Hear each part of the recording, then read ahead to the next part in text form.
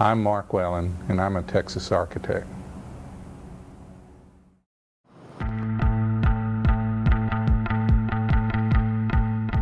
The design conference has been an idea that's been gestating for some time. Michael Maloney and he made a presentation at one of our design awards meetings a few months ago, and the committee unanimously favored the idea. So Michael went through the leadership and got approval, and we started to initiate the process. Michael kind of surprised me. We were talking about potential sites for any conference and how they could happen over the years. Hopefully this would be a repeat event. And he kind of surprised me and sprung it and said, why don't we do this in Midland first? Actually, he said it at a committee meeting where I had no recourse. The real reason he did it was because we wanted to try to honor Frank Welch and his body of work and how important his work was. The Midland years of his practice was very important, his development. And Frank did a number of award-winning projects right there in Midland, and came to Midland in the late 1950s and practiced up there until the 80s, until he moved his practice to Dallas.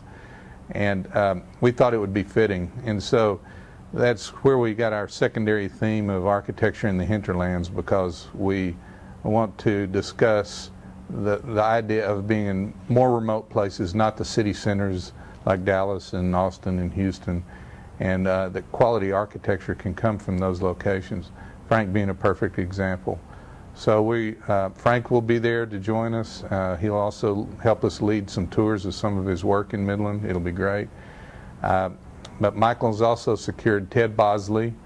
I don't know if everybody will remember, but he was a juror in the previous design awards last year, and he was an excellent juror. He is the director of the Gamble House in Pasadena, California, and is on the faculty at the University of Southern California.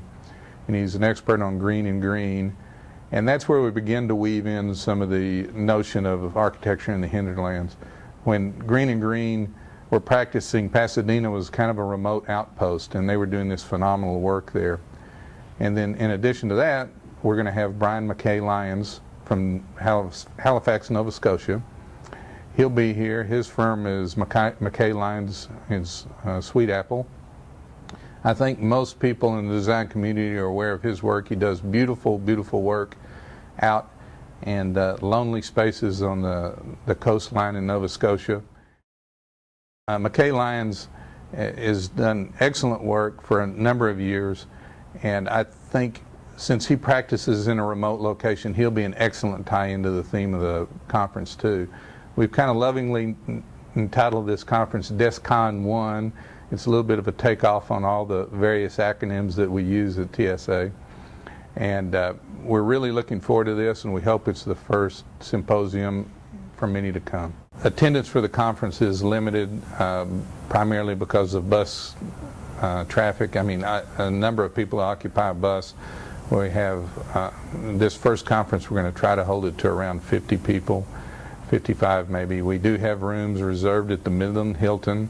And Midland, unfortunately, has a very tight hotel room situation right now, so if you're interested in coming, I would encourage you to book your room as soon as possible. You can go to texasarchitect.org to read more about the conference. The dates are February 17th and 18th. The 17th is a Friday. We're going to start the conference activities that afternoon and do more activities Saturday and tour various houses by Frank Welch Saturday afternoon also.